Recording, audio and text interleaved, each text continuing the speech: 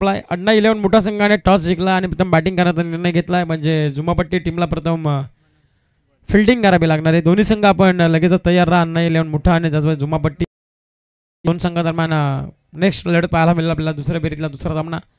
परंतु पहिल्या ओव्हरचा खेळ समाप्त। धाव फलकाचा विचार आपण केला 57 पाठला करायचा आणि अद्यापर्यंत 11 धावा धाव फलकावरती म्हणजे 12 चेंडू आणि 46 धावसंख्येची अजूनही गरज असेल विजयासाठी म्हणजे प्रतिषटक 23च्या स्किंग रेटने आता खेळ करावा लागणार आहे प्रत्येक षटकामध्ये। हा देखील वेगवान चेंडू तेवढ्याच वेगाने चेंडू उडवायचा होता परंतु बॅट अँड बॉलचा संपर्क नाही आहे। इथे देखील आला चेंडू निर्धाव आणि या निर्धाव चेंडू संघटनेत धावफलक स्थिरावला ते 11 वरती। आता 11 चेंडू आणि 46 पाठला करायचा आहे।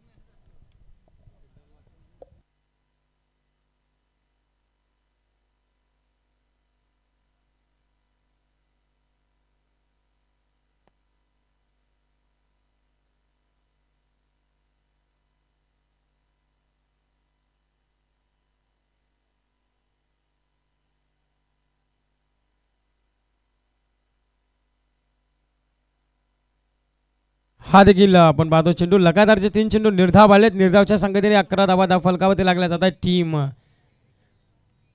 पोखरवाडी संघ आपण पाहतोय परंतु दुधानी संघाचा विचार केला तर चांगली बॅटिंग आपण पाहतोय। चौथा चेंडू देखील निर्धाव आला आहे। आता विचार पलटा असेल तो राहुल याला की मैदानामध्ये नक्की चालू काय कारण की 57 पाठला करायचा होता ना अद्यापर्यंत 4 चेंडू निर्धाव खेळण्यामध्ये यश आलंय तर राहुलला परंतु गोलंदाज मनोजचं कौतुक करणं गरजेचं आहे। हा देखील 5वा चेंडू देखील निर्धाव पाहायला मिळतोय। आता मेडन षटक पाहायला भेटेल का या स्पर्धेमधलं तिसरं आणि आजच्या दिवसामधलं पहिलं